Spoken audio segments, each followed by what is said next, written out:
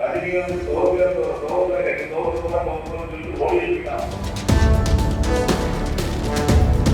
கமலஹாசன் தான் 1% ஓட்டு கூட வாங்கல.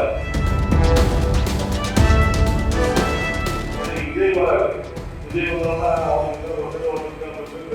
எழுதலாம்.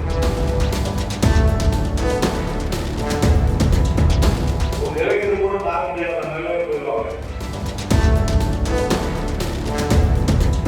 விஜயகாந்த் நம்மளோட கூட்டணி சேர்ந்தா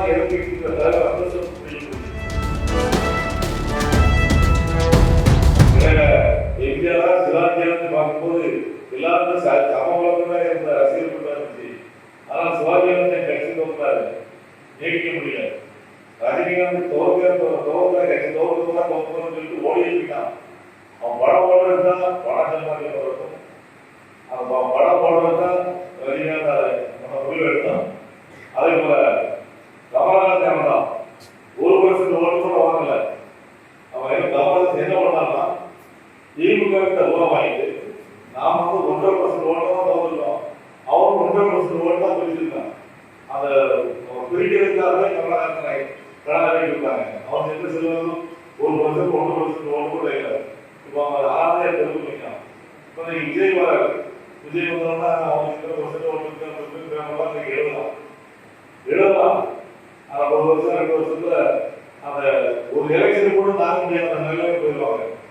விஜயகாந்த் நம்மளோட கூட்டணி சேர்ந்தா அந்தஸ்து புரிய முடியும். அவர் தனியாக ஒரு சீட் வந்தாரு, நம்மளோட கூட்டணி சேர்ந்ததுனால எதிர்கட்சி அந்தஸ்து கிடைச்சது.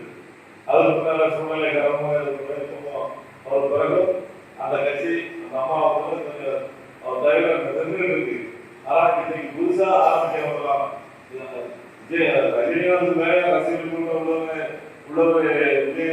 விஜய் அப்படிலாம் ஒண்ணும் இல்லை. ஊருக்கு ஒரு 10 பையன் இருக்காங்க, இல்லைன்னு சொல்ல முடியாது. அதுதான் அதெல்லாம் இருக்கிற பையன்கிட்டே நீங்க சொல்லி நம்ம கட்சியில் சேர்க்கணும். நம்ம இயக்கம் குழப்பமான ஒரு சூழ்நிலையில இருக்கும்போது நம்ம இயக்கத்தில் உள்ளவங்க கூட பிஜேபி போயிருக்காங்க. பிஜேபி எடுத்து சொல்ல மோடி வருவாய்ங்கிற 303 சீட் எடுத்து தனி மெஜாரிட்டி 3 மெஜாரிட்டி ஆட்சி பண்ணிருக்காரு. ஆட்சி நடவடிக்கை தொங்கி இருக்கிறார். சந்திரபாபு கையில் முடியாது, நிதிஷ்குமார் கையில் முடியாது. இல்லை நீங்க ஆட்சி அமைக்க முடியாது. அதுதான் நீங்க பிஜேபியோட நிலமா.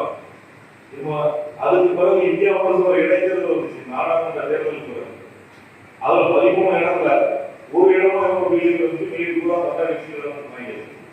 ஆனா பிஜேபி இறந்துதான் என்ன தவிர ஒன்றும் இல்லை. இன்னைக்கு தமிழ்நாட்டை பொறுத்தவரையில பிஜேபிக்கு எந்த ஒரு செல்வாக்கும் கிடையாது. அதான் எந்த வகையில சில ஆட்கள் நம்ம இயக்கத்தில் உள்ளவங்களே போயிருக்காங்க. அவங்களெல்லாம் நீங்க அழைக்கணும். செய்திகளை உடனுக்குடனும் துல்லியமாகவும் தெரிந்து கொள்ள சப்ஸ்கிரைப் பண்ணுங்க.